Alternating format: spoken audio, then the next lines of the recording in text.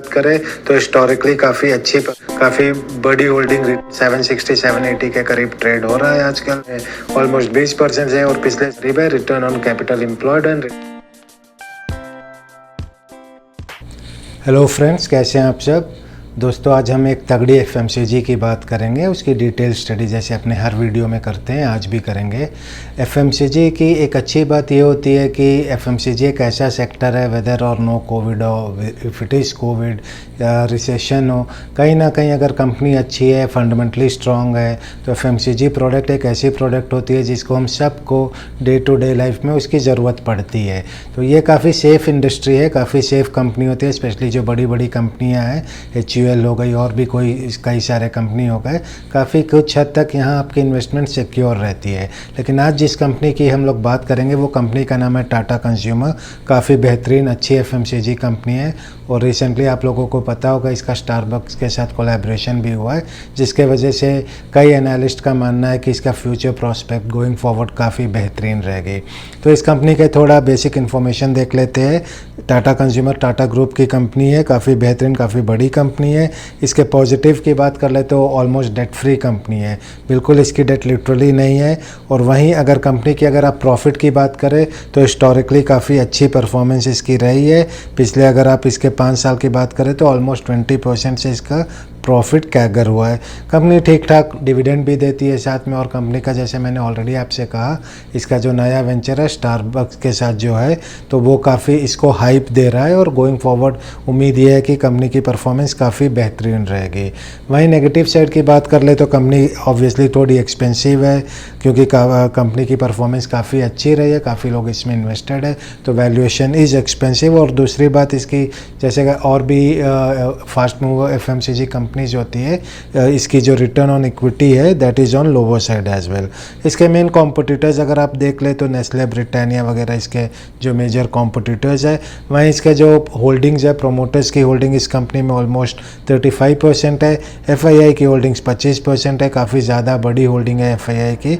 और जो अपने DII है उनकी होल्डिंग ऑलमोस्ट 14% के करीब है, और रिटेल की होल्डिंग ऑलमोस्ट काफ़ी बड़ी होल्डिंग रिटेल्स के पास भी है, 26% के करीब रिटेल की होल्डिंग है। दोस्तों अब इस कंपनी के कुछ की इन्फॉर्मेशन जो रेशियो वगैरह देख लेते हैं। मिड साइज़ कंपनी इसको कह सकते हैं, अराउंड 70,000 इसका मार्केट कैपिटल है। इसका जो करंट प्राइस है ये अराउंड 760 780 के करीब ट्रेड हो रहा है आजकल, और इसका हाई देख ले तो 889। इस हिसाब से अगर आप देखें तो ऑलमोस्ट 15% ये अपने 52 वीक हाई से नीचे है। वहीं कंपनी की अगर आप डेट देख ले तो ऑलमोस्ट 0.09 लिटरली कंपनी का कोई डेट नहीं है। कंपनी का दोस्तों अभी फर्स्ट क्वार्टर रिजल्ट 2022 का फर्स्ट क्वार्टर रिजल्ट नहीं आया है, तो वो रिजल्ट जब आएगा तो दोबारा इस कंपनी की हम लोग और एक बार होपफुली एनालिसिस करेंगे। लेकिन फ़िलहाल 2021 का फोर्थ और थर्ड क्वार्टर जो है उसके रिजल्ट्स के हम लोग एक इवैल्यूएशन कर लेते हैं, उसके बाद हिस्टोरिक रिजल्ट भी देखेंगे।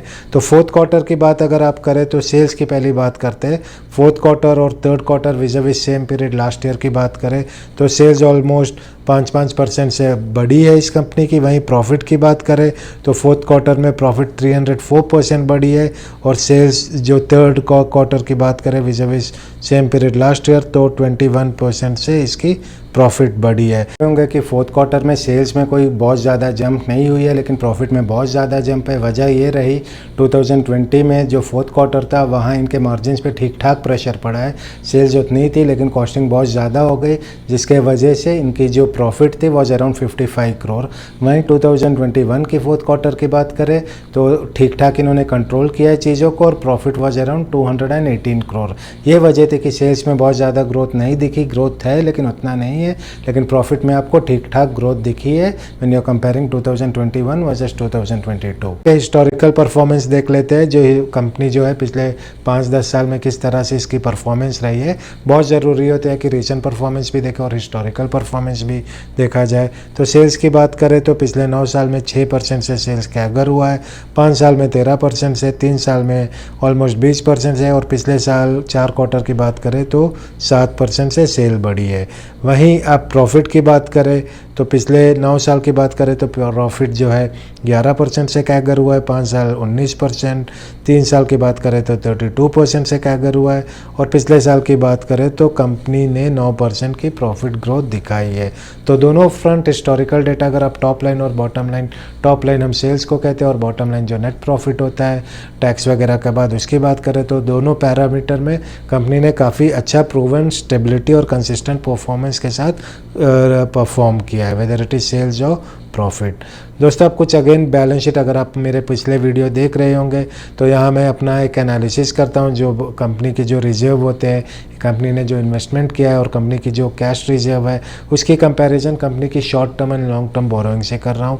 तो देखता हूँ कि कितना पॉजिटिव साइड पे कंपनी ग्रो कर रही है as far as liquid cash is concern, liquidity is concern.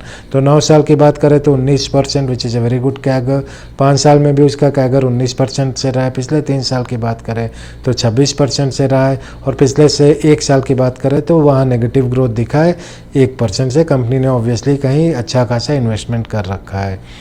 दोस्तों, अब कंपनी की आरओसी आरओई देख लेते हैं और उसके साथ शेयर होल्डिंग पैटर्न भी देख लेते हैं। जैसे एफएमसीजी कंपनी का अमूमन होता है जनरली दोनों अराउंड 5 और 7% के करीब है, return on capital employed and return on equity. वहीं शेयर होल्डिंग पैटर्न की बात कर ले, पिछले 1 साल का बहुत ज़रूरी होता है, कहीं इन्वेस्टर्स प्रोमोटर्स ने अपनी होल्डिंग डाइल्यूट तो नहीं की है। तो यहाँ मार्च 2021 से मार्च 2022 की बात करें तो प्रोमोटर्स की होल्डिंग मोर और लेस सेम रही है 34.7% के करीब, और अभी भी वो वहीं है। एफआईआई ने भी यहाँ होल्डिंग मेंटेन रखा है। बड़ी बात है, एफआईआई 2021 लास्ट क्वार्टर और यहाँ तक कि 2022 में काफ़ी ज़्यादा इंडियन मार्केट से एग्जिट किए, लेकिन इस कंपनी में may be the possible reason Starbucks जो उनके साथ अभी कोलैब किया है। एफआईआई की holding is almost the same, DII ने अपनी होल्डिंग बढ़ाई है, और जो रिटेल है उन्होंने अपनी होल्डिंग 27 से 26%, थोड़ी सी उनकी होल्डिंग गिरी है रिटेल इन्वेस्टर्स की अगर हम बात करें तो। दोस्तों, अब जो सबसे इंपॉर्टेंट जो हम सबको मैटर करता है प्राइस क्या है, स्टॉक प्राइस एप्रिसिएशन देख लेते हैं। अगर पिछले 9 साल की बात करें तो कंपनी की जो अपने इन्वेस्टर्स को जो उसने रिवॉर्ड किया है वॉज एट रेट ऑफ 22%, 22% से पिछले 9 साल में on an average CAGR company ने ग्रो किया है। 5 साल की बात करें तो 39%, 3 साल की बात करें तो ट्रमेंडस ग्रोथ 56%, पिछले 1 साल की बात करें तो ऑलमोस्ट 22%, और ईयर टू डेट अगर आप देखें तो डी ग्रोथ रहा है, नेगेटिव ग्रोथ कंपनी ने दिया है। जैसे आपने स्टार्टिंग में भी देखा होगा अराउंड 14-15% से कंपनी की ग्रोथ कम रही है दोस्तों। तो ये कंपनी की परफॉर्मेंस रही प्राइस की। अगर दोस्तों इसी बेसिस पे अगर हम लोग एनालाइज करें कि जो कंपनी की हिस्टोरिकल परफॉर्मेंस रही है आगे भी उसी तरह की परफॉर्मेंस रहेगी, हम लोग हायर लेवल नहीं देखते हैं, हम लोग एक ऑन एन एवरेज 9 साल का जो 22% या 1 साल की बात करें विच वॉज अराउंड 22%, उस हिसाब से भी आप देख ले तो अगर आपने 1 lakh if you had invested वो 5 साल में 2,72,000 हो जाता, और ये 10 साल में ऑलमोस्ट हो जाता है 7,43,000, और अगर 15 साल की बात करें तो all round 2 million, provided that company is able to grow the way it has grown historically. 22% की कैगर की बात कर रहे हैं। गोइंग फॉरवर्ड पॉसिबल हो भी सकता है और नहीं भी हो सकता है, लेकिन हम लोग अगर इतना एक्सपेक्टेशन ना भी रखें, 10-15% भी रखें, अगर कंपनी वो उस लेवल पे भी ग्रोथ दिखा रही है तो काफ़ी अच्छा खासा स्टॉक होल्डर्स को उसमें अपने शेयर प्राइस पे अप्रिसिएशन देखने को मिल सकती है दोस्तों। तो ये अपना Tata coffee, Tata consumer product की बात हम लोग कर रहे थे। टाटा कंज्यूमर प्रोडक्ट की पूरी हिस्टोरिकल डेटा हम लोगों ने देखा, परफॉर्मेंस काफ़ी अच्छी रही है दोस्तों, और आप अपने तरफ से भी एनालाइज करें, dig deep into the details, into the financials, और उस बेसिस पे आप अपना जजमेंट ले whether you want to invest in this company और you want to avoid this company. ये स्टडी जो होती है ये सिर्फ उन लोगों के लिए नहीं होनी चाहिए जो इन्वेस्ट करना चाह रहे हो दोस्तों, उनके लिए भी ये होनी चाहिए। अगर ऑलरेडी आप इन्वेस्टेड है, बहुत ज़रूरी है, मैं हमेशा कहता हूँ कंपनी के क्वार्टरली रिजल्ट बहुत डिटेल उसको एनालाइज करें, इवैल्यूएट करें, उस बेसिस पे आप डिसीजन ले कि आपको और एक्यूमुलेट करना है या आपको एग्जिट करना है, या और whether you want to stay invested at the same rate. तो ये पूरी डिटेल स्टडी हम लोगों ने आपसे शेयर की टाटा कंज्यूमर प्रोडक्ट की। होप आपको पसंद आई होगी दोस्तों। अपने तरफ से भी ड्यू डिलिजेंस दिखाए और स्टडी करें इन्वेस्ट करने से पहले दोस्तों। अभी के लिए फ़िलहाल इतना ही, आगे फिर किसी और वीडियो में मिलते हैं किसी और एनालिसिस के साथ दोस्तों। Bye for now, thank you for watching, bye.